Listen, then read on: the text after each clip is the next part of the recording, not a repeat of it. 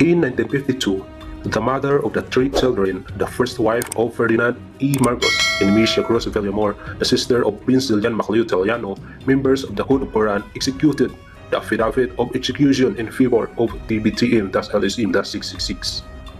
In 1953, the wife of President Ferdinand E. Marcos and Emilia Cruz Villamor died. In 1954, Attorney Ferdinand E. Marcos remarried to Imelda Romualdez Marcos.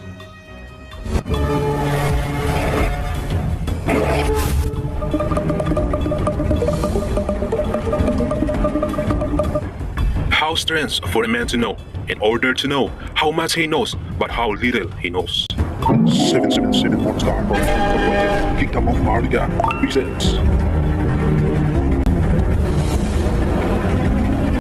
In 1954, President Ramon Magsaysay approved the Bill of Rights, Article 1512, amended the proposal of Jose P. Laurel Jr., Speaker of the House of Congress Committee, number 592 and number 589, and supported the Bill of Rights of Ownership, Article 426 and Article 427, pursuant to the evidence presented by the landowner Cruz Villamor Italiano's family clan, Code of KORAN. In 1957, the Third Congress Speaker Daniel Z. Romualdez supported the same bill that proposed to Congressman Ferdinand E. Marcos to establish the legal tender pursuant to the Law of Negotiable Instrument, Civil Code of the Philippines, Section 40, and the Receipt Law, Section 13, of Article 1512, in favor of the heir of the Code of KORAN, amended by the Congress House Speaker in 1957, granted by President Ramon Magsaysay. December 30, 1961, the heir of the Code of KORAN and the representative of Vatican, Father Jose Antonio Garcia Diaz, alias Severino Santa Romana, etc., aliases, rehired Congressman Ferdinand E. Marcos as chief lawyer of TVTM-LSM 666 in coordination with Attorney Paras and Dr. Inocencio Pareja, Secretary of the House of Representatives, to file LRC or Civil Case Number 3957-P in the Court of First Instance of Rizal, 7th Judicial District, Branch 28, Pasay City, versus Land Grabbers, supported by President Carlos P. Garcia regarding the legality of the vital documents. In May 15, 1963, the House of the Congress under the administration of President Diosdado Macapagal continued to support the Bill of Rights, the presumption of ownership in accordance with Article 426 and Article 427.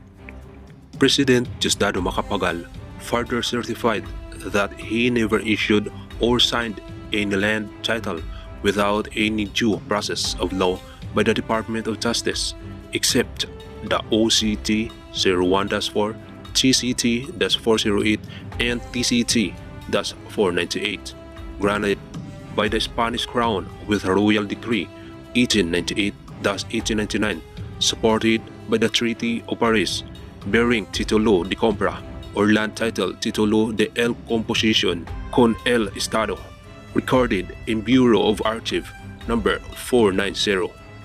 In 1969, recognition of Divorcio Villamor Marcos. Also in 1969, the United States Treasury, the United States Federal Reserve, Barclays Bank, and Chase Manhattan Bank invited the cruising Philippines to a meeting held at Rio Grande Hotel in Paris, France. Represented by Jose Bautista Cruz, the uncle of TVM-LSM-666, issued the letter of instruction for the redemption of the Philippine Victory Notes, Wells Fargo, Liberty Bonds, Argentina, Australis, Federal Notes backup of gold from the year 1902, 1939 up to 1972. Only the holder of the code number 1738-777 as sole signatory, sole transactor, letter to letter, vault to vault, and executor. In 1970, Pope Paul VI came to Philippines to support the case filed by the intervener and authorized Father Jose Antonio Diaz alias Severino Santa Romana with his 14 aliases to witness the LRC or Civil Case Number 3957-P, Reverend Father Santa Romana statements in the Court of Pasay were enough over such testimony that we can no longer deny the veracity of Reverend Father Santa Romana statements. And inasmuch as no opposition from the Philippine government except they signified their conformity to the issue of this decision with compromise agreement between the Republic of the Philippines represented by His Excellency President Ferdinand E. Marcos, Chief Legal Counsel of LSM-666. Father Jose Antonio Diaz alias Severino Santa Romana was also the Chief Trustee Depositor of AU Metal and Cash of US dollar of peso derived from the 1% and 2.5% interest from every bullion bank worldwide. Copy of Certificate of Ownership with Bill of Rights in favor of LSM-666 Kingfisher or Harbor King, registered in Bank International Settlement Trilateral ID number 54321-10110. In May 7, 1972, the Court of Pasay addressed to Prince Julian Macleod Taliano or the heirs of the Code of KORAN ordered a separate decision with a compromise agreement regarding the greatest land and gold grabbing scandal. The Republic of the Philippines settled the ownership of the land under OCT 01-4 subject for reconstitution of the title and 617,500 metric tons of gold, 500,000 pieces of diamond, subject to resolve and reconstitute the Malolos Bulacan, the land grabbers and gold grabbers lost in the court, and the government of the Philippines since 1949 to 1965 fully complied the royalty fee or rental of 5%. The land grabbers and the gold grabbers again appealed to the Department of Justice and lost again, and the court ordered the grabbers to pay 2 billion pesos plus 7% per annum in favor of TVM-LSM-666 as the new owner, heir, and successor in accordance with Republic Act No. 26. All deposit and trust in Philippines ended 2005. The heirs of Code of KORAN signed the affidavit of adjudication in favor of Tiburcio Villamor Marcos dated 5th of May 1972 in the amicus curiae in the courtroom of 7th Judicial of Pasay City, Republic of the Philippines. After the separate decision dated May 5, 1972, President Ferdinand E. Marcos declared martial law due to the humiliation done unjustly by his cronies and loyalists, using fake titles and documents in land grab the properties against the presentation made by the Secretary of the Department of Justice, Salvador Marino, who attested the validity of OCT 01-4 with portion TCT number 408 and TCT-498. Copy of Proclamation number 1081 series of 1972 is on file. In 1973, President Ferdinand E. Marcos signed an agreement in behalf of the owner of the gold, diamond, and platinum owned by LSM-666 Code MCM Aquarius with the President of Yugoslavia that the official servicing bank in trust is Hapwaha Gaka Jairuka Amenje Narodna Banka Jugoslavice, known as AAA, signed by Semenek Governera Butpa, 1973, Bayograd. In 1974, the Department of Justice, through the Court of Pasay, order decision dated March 21, 1974, was final and executory. Pronounced again as cause of sought damages, substantial relief amounting 2 billion pesos with interest of 7% per annum until 2005, with accounting and balance sheet. The court order, in accordance with Republic Act No. 26, Section 4, the intervenor showed to the court the last will and testament, bestowed assignments without goodwill, without lead or hindrance, in favor of TVM-LSM-666 as the sole heir of Prince Julian Macleod Taliano, is entitled to redeem, restructure, move, or remove in the year 2005. The said asset of 50 years gold reserve, including the parcel of land could only be withdrawn by the heir of the Code of KORAN who inherited lawfully upon maturity in the year 2005. The same year, on the birthday of TVM, President Ferdinand E. Marcos waived his rights and interest and participation over his code name 010-22-74-O-A with titular decree as the umbrella code account of LSM-666, transaction code trilateral 7th White Stallion, code of AAA MCD-777, and the proclamation under the Manila Declaration of UNCTAD v.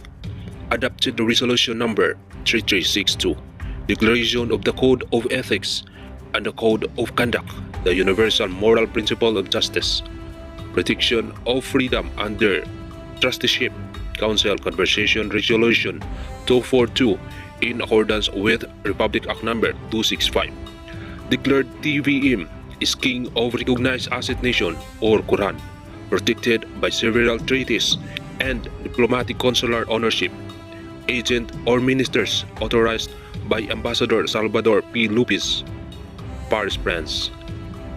In 1975, President Ferdinand E. Marcos converted the backup of 3,500 metric tons of gold into ABL or ang bagong lipunan.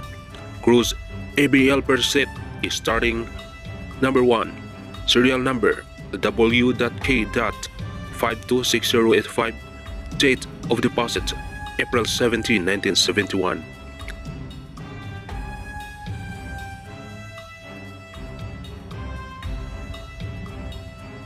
Number 2, serial number X.V.183811, date of deposit July 15, 1975. Number 3, serial number 01FW011934, date of deposit July 1, 1978 to 1985. All EBL total is 135 sets. BSP General Order Number 1, Republic Act 265, signed by the Governor of Central Bank and the Government of Bank of England, issued by the Lloyds Insurance of London and the beneficiary of Marcos Foundation and Trust Fund of LSM-666-MCD, maturity of the assets backup in the year 2003 to 2005. In 1978, declaration of the Transaction Code 7th White Stallion for Alpha Omega Global Marshall Program, undertaking the KKK Economic Development Program or KKK Lungsod Silangan. In 1982, President Ferdinand E. Marcos, the spokesman of the G-77 Head of State, President of the Republic of the Philippines, and Chairman of the UNCTAD Conference held at Cancun, Mexico, October 4, 1982, signed the Resolution Number 227, amended by the 22 Head of State, to continue the use of the backup of all assets deposited in trust to 77 nations of the world. 172 mutual trust accounts confirmed by TVM-LSM-666 to support the program of ECOSOC. Article 55, in accordance with resolution in special proviso, TVTM-LSM-666 is the sole owner, executor, implementer in accordance with provision since 1899, matured in 1985, extended by TVTM-LSM-666 up to 2003. The same day after the meeting, President Ferdinand E. Marcos turned over in the proxy TVM-LSM-666 the New World Legal Order, no intervention, non-use of political power, and respect the sovereignty, to avoid the destruction of the international documents signed by Javier Perez Collier, United Nations Secretary General, including global immunity. In 1984, President Ferdinand E. Marcos canceled the authority of all trusted depositors of gold, US dollars, Philippine peso, headed by Severino Santa Romana and other trustees, were not a legal arranger and banker from 1899. Indeed, 1984. In 1985, President Ferdinand E. Marcos, as chief lawyer of LSM-666, executed the Memorandum of Trusteeship and Memorandum of Concordance witnessed by the Queen of England that TVTM is the implementer and elected world chairman of Alpha Omega Global Marshall Program. This document was signed by Ferdinand E. Marcos, President Republic of the Philippines, Legal Counsel of TVM-LSM-666, Jose B. Fernandez Jr., Governor of Central Bank of the Philippines, and Father Jose Antonio Diaz, alias Severino Santa Romana, Metal Trust Depositor of TVM-LSM-666. Well. So ayun mga kapatid, dito na nagtatapos ang history of Magi at kung saan nagmula ang mga kayamanan na tinatawag na divine wealth and assets. Ito nga ay nagmula sa heir of the Code of Quran or King of Recognized Asset Nation.